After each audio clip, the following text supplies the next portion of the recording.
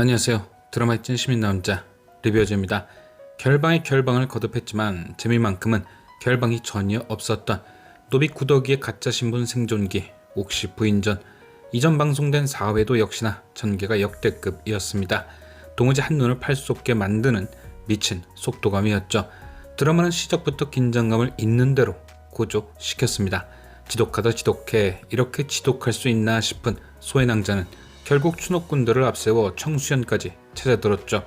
아주 간발의 차로 위기를 모면한 옥태영. 4회 시작부터 심장을 쫄깃하게 만들었던 소해낭자의 등장 이유는 이것이었습니다. 바로 옥태영으로 하여금 왜 성윤겸과 혼인하기 힘든지에 대한 개연성 차원이었죠. 그냥 내가 원래 노비요 하는 것보단 그 위험이 무엇인지 정확히 보여줄 필요가 있었을 테니까요.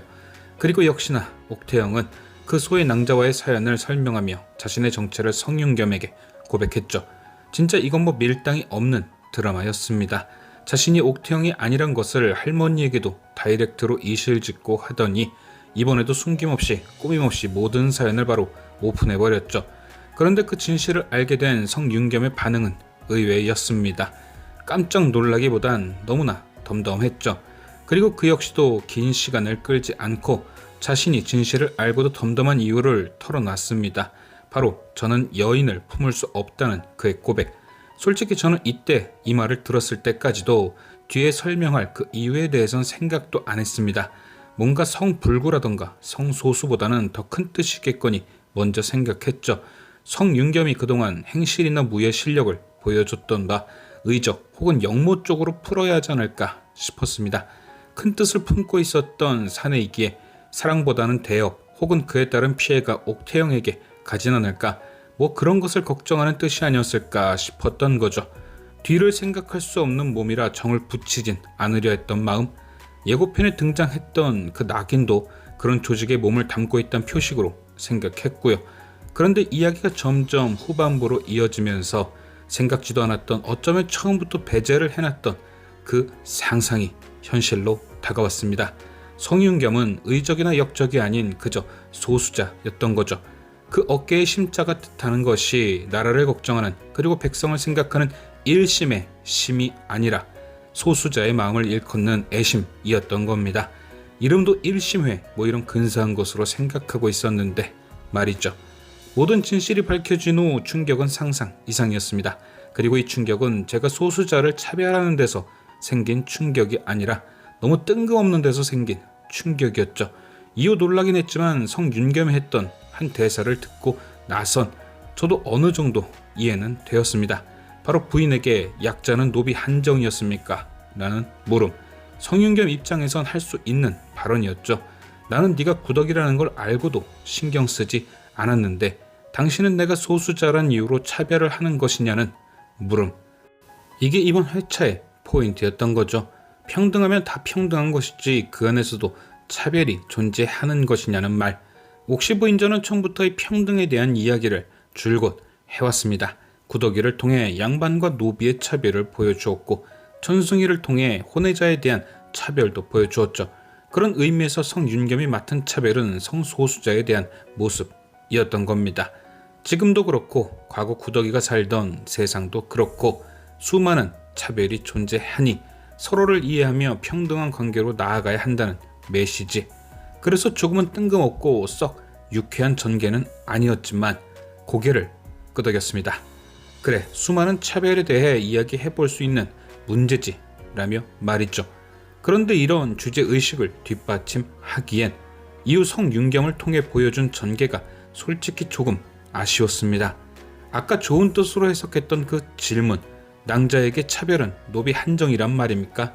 라는 말, 좋은 뜻으로 해석해 볼 수도 있지만 다른 면으로는 아무렇지 않은 듯 구더기를 받아들여 놓고 그걸 곱씹으며 구더기를 곤란하게 만드는 질문이었을 수도 있습니다.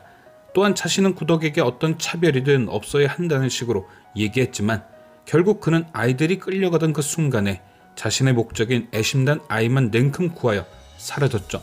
그리고 수많은 소수자들을 구하여 도와주겠다 하고선 왕의 신경이 날카로운 시기임에도 그 아이들을 모아놓고 무예를 가르쳤습니다.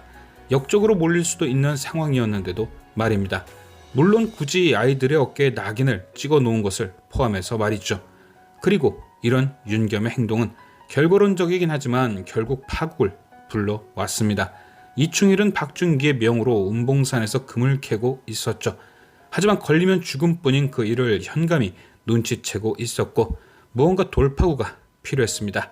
그런데 그때 강제 노역 중이던 꼬마 하나가 애심단에 대한 단서를 던져줬고 이충일은 그것을 덥석 물어버렸죠. 그는 꼬마 아이의 얘기대로 누군가 이 시국의 무예를 익힌다는 사실을 통해 음모를 꾸몄습니다. 그들을 역적으로 몰자.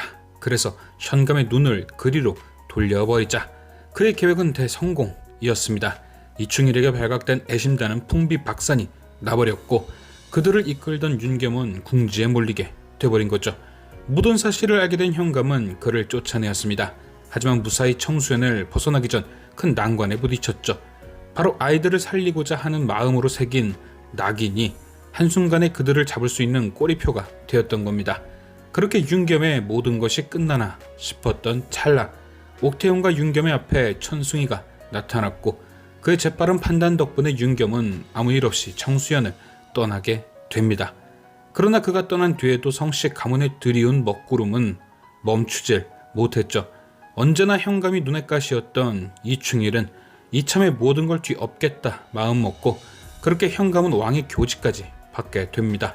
애심단의 단원이었던 해강을 풀어주었던 것이 발목을 잡아 역모에 준하는 벌을 받게 된 것이었죠. 그렇게 현감은 삭탈관직을 당하고 식솔과 재산까지 모두 몰수당하였고 몰수당한 그 모든 것은 역모를 눈치채고 알린 이충일에게 돌아가게 됩니다. 자신과 같은 사람들을 구하고자 했던 윤겸의 행동이 나비효과로 돌아와 성씨 가문의 몰락을 불러온 것이죠. 이후 5회 예고편을 보면 몰락한 성씨 가문을 일으키려는 옥태영의 노력이 보여집니다. 모든 것이 거짓에서 비롯된 결과였으니 그 거짓을 바로잡고 모든 걸 되돌릴 생각이었던 거죠.